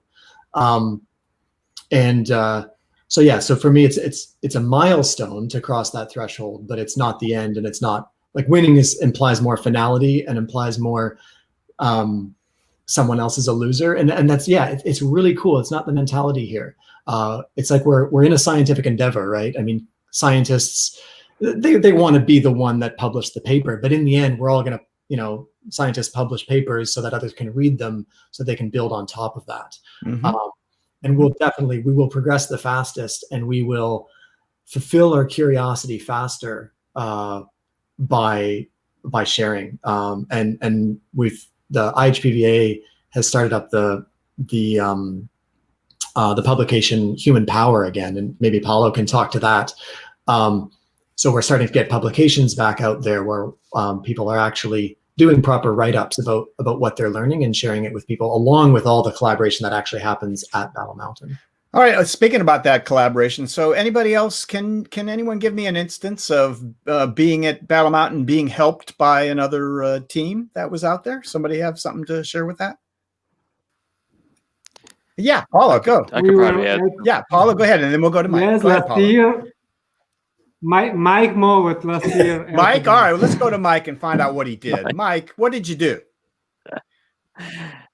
I was just going to say the same about Paolo. Well, I came to Battle Mountain with a vehicle that wasn't ready. Actually, Hans von Voot built the bike back in 2012. He helped me tremendously while I was there. He actually was banging on my front wheel axle and moving it 5 mils off center, which I didn't know the wheel had to be off center. I had a terrible problem with wheel oscillation. During this time, Hans asked me if I had a certain sized gear tooth for Apollo. And I'm like, yeah, I think I have one on my regular backup bike that's in the hotel room over at the Super 8.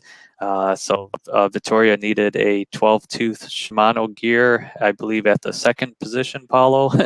So she borrowed my gear. The next day, Vittoria became the second fastest woman in the world.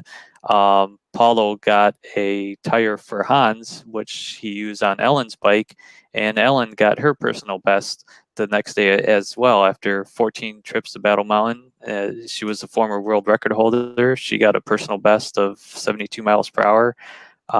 And so it was like a good three-way trade. So that's how teams right. help each other. Yeah, so you have a lot of teams there, but in some sense, it's one big team, it sounds like, which is great. Okay, let's move on to crashing. We don't spend too much time here, but we saw in Todd's video there was a streamliner that kind of went sideways and rolled a little bit. I don't know the answer to this. Have any of you actually crashed on the course? No, I haven't. So we have no crashers, so I won't be able to get any first-hand knowledge of that. Have you talked to anybody who has crashed on the course? I'll say you should design your bike to crash at the highest speed you plan on riding. And just think about sliding off the road and going tumbling end over end. Your bike has got to withstand that type of impact. It's got to stay together, and you have to be safe inside the bike. You can't get ejected. You can't be bouncing around inside, and nothing is really allowed to penetrate the bike. The bike cannot come apart. And so that's a balancing act between building your streamliner like that for protection and the weight and the design as well. It's something that must be considered, Larry. Is that what you're saying? Yes. Okay. I used to build bikes when I first started with separate tops and bottoms, like the Varnas, but the interface between top and bottom, you just cannot make it strong enough to stay together. So I stopped doing that, and now I make a one-piece shell similar to the Cygnus bikes. Okay. All right. So I think we've covered most of that pretty well. And we talked about speed with Todd and going as fast as you can. And if you win, you're going to be covering that highway at pretty high speeds. And I'm wondering what happens if there's law enforcement around. Do you actually break any laws by doing that? It's a question that I didn't know whether any of my panelists could answer. And so I reached out to actual highway patrolman, Sargent Aten of the Highway Patrol in Nevada to answer that. Can we bring Sargent on, please? I'm out here on a peaceful section of the road, which for 1 year has been unmolested by you reckless speeders. I hear now that you are conspiring to once again come out here to Nevada to violate the speed laws of the state. I'm just here to let you know I will be here. I will arrest you. I will cite you for your violations of the speed limits of the state of Nevada.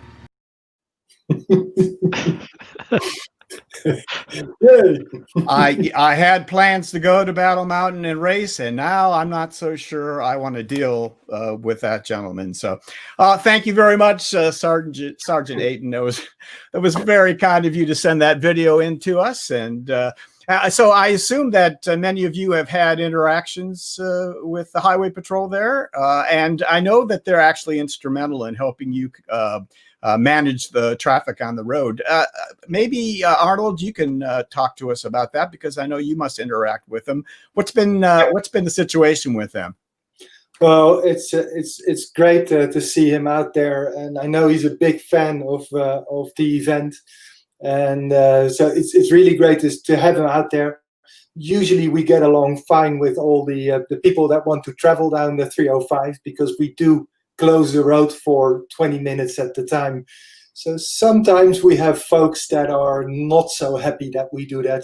And it's great to have an actual trooper stand by and help out. The lights on his vehicle do a lot in that case. But I must say that I think probably the biggest breaker of the speed laws is Mr. Arthur himself, because I remember a year he got out with a mate of his, and we have one voluntary position. So when we close the road, there's a vehicle that leaves from the finish area and drives up to the start area. Because we only get to close the road for 20 minutes, this vehicle gets to drive as fast as it can. And so this 1 year, Officer Arthur turned up and he said, well, would we be allowed to do that? And we were all thinking, well, this is going to be them in their police cruisers coming to race down the track. But actually they turned up in a Dodge Hellcat, something 700 plus horsepower.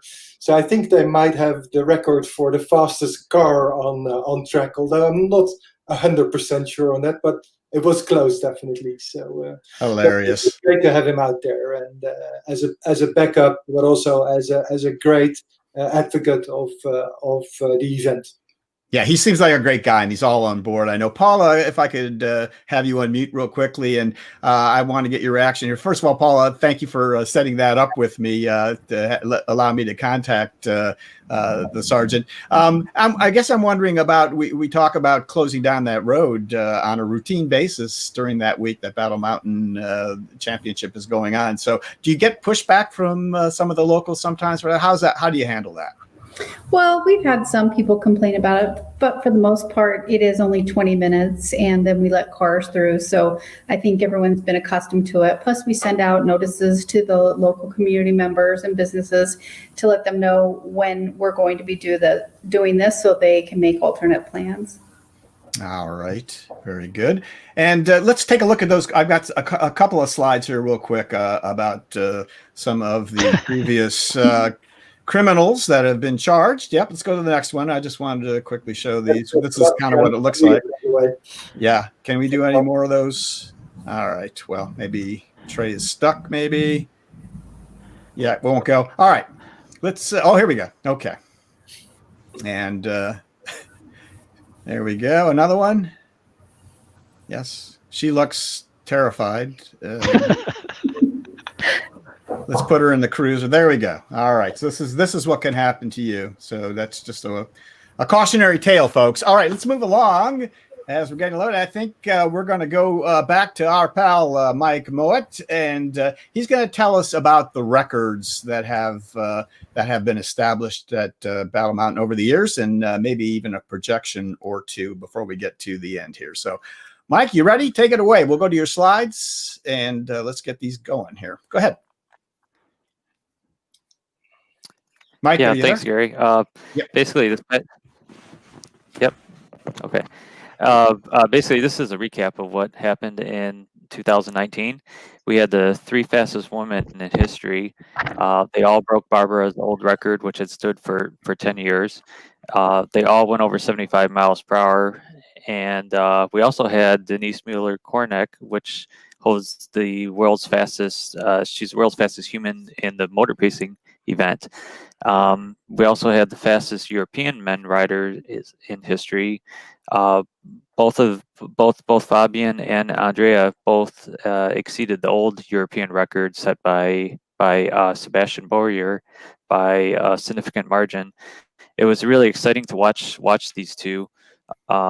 You know, I think on Thursday and Friday night they were running like 2 minutes apart, and each was upping the record for the European men's. But going back to the ladies' records, back in 2005 we had the first 3 women go over 65 miles per hour, and here in 2019 we had 3 women go over 75 miles per hour, which was really exciting. The competition started off with Rosa Boss of the TU Delft team setting the women's world record on Monday night, and I remember sitting behind the team and watching the excitement as the announcement was about to be made, and of course when it was announced, the whole team jumped up in the air, and you know that's what Battle Mountain is really about. Being there and watching someone set a record firsthand is quite exciting, and Rosa, despite setting the record on Monday night, it was surpassed twice in a week by Ilona Peltier of the IUT Anarchy team from France. She went 77 miles per hour, and then she went 78.6 miles per hour by Friday night. In the meantime, Vittoria from the Polytechnic team went 77 miles per hour to climb up to number 2 in the world. So it was an incredibly exciting week for the women racers. And returning to the men's side, as I said, watching Fabian and Andrea battle each night, Thursday and Friday, was quite exciting. And then when you consider that Todd was also there, we had the 3 fastest men in history as well as the 3 fastest women in history, and we also had the overall fastest human in history with Denise Mueller being there. So beyond that, when we look at the other excitement during the week, we had the world tandem record set by the University of Toronto's Titan. They made 6 runs during the week. They came there basically with an unfinished bike. They finished building it. They even painted it during the week. Once they took off the crash panels, they managed to set a new world tandem record set by Kelvin Mose and Evan. So this was the first time too that the tandem record has gone to a team outside of the United States. So ever since IHPBA was formed, it has been held by U.S. teams. And the previous tandem record was was held by the tandem that Larry Lem actually built. That was the glowworm back in 2012. It went 73 miles per hour. So looking for excitement in the future with the world tandem record possibly going up in the next few years. We also had the 5-man Sprocket Rocket. They finished as the 5th fastest multi-rider team. They were also the largest, heaviest, longest vehicle ever. They generated a lot of excitement during the week. I think they were the most photographed vehicle out there, even in the town. They were parked along Broad Street, and we'd see people periodically stopping by, taking photos, and their team was super nice. They're probably one of the most helpful teams out there this year. I mean, they brought a lot of extra shoes, equipment. I mean, they lent one of the riders on my team a set of shoes. I think the only disappointment was that they didn't go faster. The multi-rider record is still 62.9 miles per hour. They achieved 56.7 miles per hour. It was an incredible team, engineers from Southern California, all aerospace engineers. So we're looking for that category to possibly grow in the future. Grow, I guess, no pun intended. But if we can get a vehicle longer than what they had, that would be quite something to see. And we also had the first production runs over 60 miles per hour. Actually, Todd, in his return to the course for the first time since 2016, when he last set the world records, he pushed the Velomobile to over 60 miles per hour. So that was the first time anyone has gone over 60 miles per hour in a production Velomobile. Basically, when you look around the world, the Velomobile is sort of like the stock car, so to speak, in other areas like Europe and Australia. Maybe some people don't think of them as the fastest vehicles, but they are quite fast, as Todd and then Bill proved. Bill was in fact 58 years old this year, and he reached over 60 miles per hour. And then after that, we had the vehicle that I brought out there, the Velox X, built by Hans van Voet and the team in the Netherlands. I had Ishte Amager riding it, and twice he bettered the junior world record, but both times it was wind non-legal. But him, his dad, and his brother and I spent a lot of time during the week getting that to run. Then we had the women's trike record set by Yasmin Trudell, the University of Liverpool team. She bettered Alan Van Voot's record set in the CO2 trike. They also had Ken Buckley, who was like a national champion cyclist on their team, and on the men's side, he didn't get a wind legal run in, and he did not exceed the current trike or multi-track record. I think that was the only disappointment of their team. Then next we had a personal best by Ellen Van Voet. As I mentioned before, this was her 13th or 14th year there. She had the women's world record back in 2004, and she went 72 miles per hour this year with the tire borrowed from the Italian team. That may have made the difference on her last run. She was using one of the ultra low rolling resistance Michelin Eco Marathon tires, and she had a new personal best, which is always exciting. I think that's what all of us are seeking as a personal best. We had American women record by Denise Miller, and she went 70.6 miles per hour in Larry Lem's machine, the Wahoo, which he built and rode previously, and she was the first American woman over 70 miles per hour. And interestingly enough, it's the first time that the American men and women's records are held by American riders in American built machines. Going on next, we have qualifying men's and women's records set by Andrea Gallo and Rosa Boss. They both set these early in the week, which was kind of a highlight of good things to come. The qualifying records are set on the 2.5 mile men's, or on the 2.5 mile course. Then we had American single rider men's collegiate record set by Cal Poly. It was very exciting to see their team in action. Like many of the teams, they build their bikes for the ASME college competition, and some of the best teams managed to make it to Battle Mountain. They also did a crash at about 66 miles per hour. Their rider Josh did a roll coming into the traps, which was captured on someone's video, and it really kind of highlighted some of the safety features that they build in their bikes in the ASME competition, where they have to have a rollover cage as well as a full safety harness. And next, at unlucky number 13, I put the AIM 93 team because of the obstacles that they overcame during the week. They basically reconfigured their entire vehicle from a front wheel drive with a hub-centered steering system to a rear wheel drive vehicle during the week. Their final speed was only about 44 miles per hour, but it was quite an achievement that they did.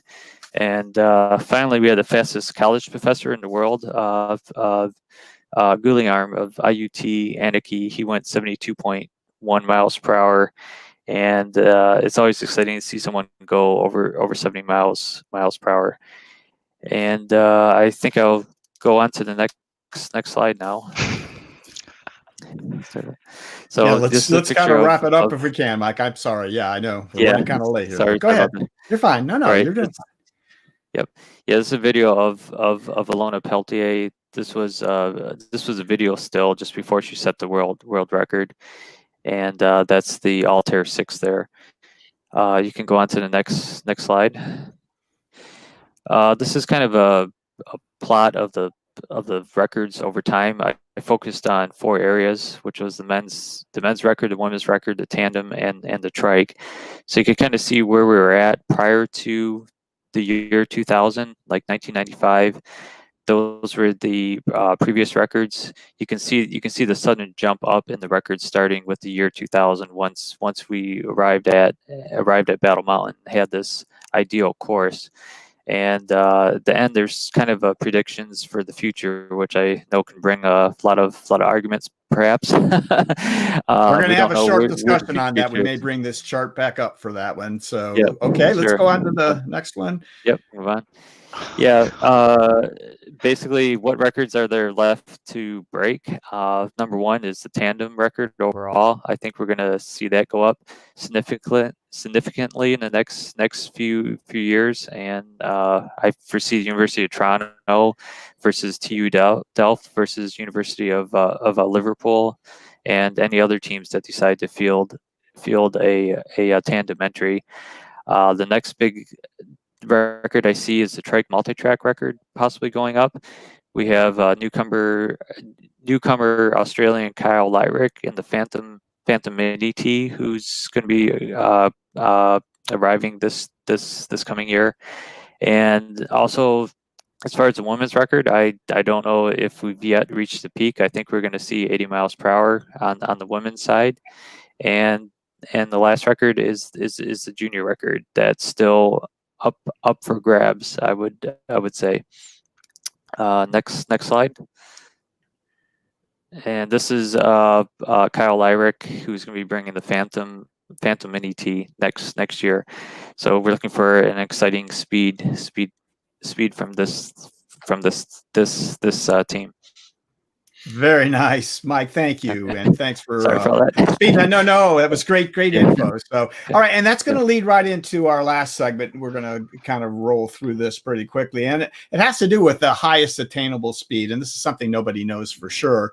But Mike, you've already kind of given us your ideas on this. I want to kind of ask whoever else, especially Todd and Paolo and maybe Larry, what do you think the highest attainable single men's speed record is? What's the fastest you think we can go, and when do you think that might happen? Paula, go ahead. Tell me your estimate. I think you're muted there, Paula. Yes, I was activating. Yes, probably I will anticipate the answer from Todd. I think there is no limit. We should. I totally agree with him, anticipating his answer. We cannot believe there is a limit. Otherwise, we will be not there trying to figure out how to increase by each single watt of power or each single watt of resistance. It's too restricting to put that number out. Todd, do you agree? What are you thinking? Yeah, I don't really get egged into making predictions about the limit. I've been a strong proponent of not really putting numbers on limits. I mean, it's a lot faster than, like, you know, all the teams that are out there know how to go faster still. It's just about being able to get it all working. Right. So you're saying where you are right now, that is not the limit, is what you're saying, right, at this point, right? Okay. That's good enough. That's good enough. All right. So real quickly, I was going to ask when racing will continue. I think the answer to that is you're hoping next year. Nobody knows the answer to that any more than they know how fast you're going to be able to go. So, all right, let's finish up with the last bit of the future of Battle Mountain. And we alluded to it briefly before. It has to do with a new track. So maybe, Paula, can we start with you? And tell us about how this came about, and then maybe we'll talk to Todd about what he knows about this too. So the tourism agency has been a sponsor of the bike race since it came to be. And when I started in my position, I'd been talking with Val and Alice about some of the things that they might need to be able to further the event along. And they gave me a list, and at the bottom of the list, it said a new track, ha ha ha. And so I got to thinking about it, and as a tourist, we received the tourist tax that you pay when you stay in a hotel. And so with that, we've done a lot of projects in Battle Mountain, you know, our race course or motocross, golf course, variety of things. And with that, we've been able to get some of the ground to be able to do those things. So with that, there came an opportunity where we were able to apply for some land out near where the current raceway is, and we're in the process of getting it introduced into Congress, and the coronavirus kind of put a little halt on it for right now, but we have bipartisan support, and we're hoping that in next year they'll. Oh, that sounds exciting, Paula. Thank you. Let's go to Todd. And Todd, tell us what tell us how you fit into this. And I guess what we want to know is, like, what is the best plan available? What are you looking to build here, and what would its purpose be, and what are your goals? Yeah, for sure. Yeah, I mean, first of all, huge thank you. I mean, Paula has been such an incredible support on that, not support, in driving this. The level, you think of like a track, I mean, it sounds outrageous to actually build, you know, a 3-mile massive oval out in the middle of the desert here. And Paula has just been at the forefront here of figuring out how to get the support behind this. So it would be a track not just to be used with human-powered vehicles. It would be for basically designed as the fastest track in the world for lightweight vehicles. We're not going to be running big, you know, we're not going to be running trucks. We're not going to be running race cars. It's going to be a smooth surface designed for lightweight vehicles. A couple miles, we're still trying to dial in exactly what size is really necessary. But it's, you know, it's a lot bigger than a velodrome. These need to be fairly large at the speeds that we're going at. And that's so yeah, effectively it would be for human powered events, but also for, you know, solar powered vehicles, electrothon vehicles. There's a lot of really cool student competitions with lightweight alternative energies. And fundamentally it's a track designed to not only just show how fast you can go, but to test. As I've been said several times already, it's really about testing. If we can get more time on a good track to get data, this helps everyone. And this is really going to get pushed forward, not only all the things that we're working on, but all of these, just the general concept of how do we build a vehicle that can travel on the least amount of energy possible. These bikes are already at, approaching 12,000 miles per gallon as an equivalent. Okay, I mean, what is your car at? It's like 60, maybe, if it's really good. These bikes are approaching 12,000. It's super cool, and there's a long way to go.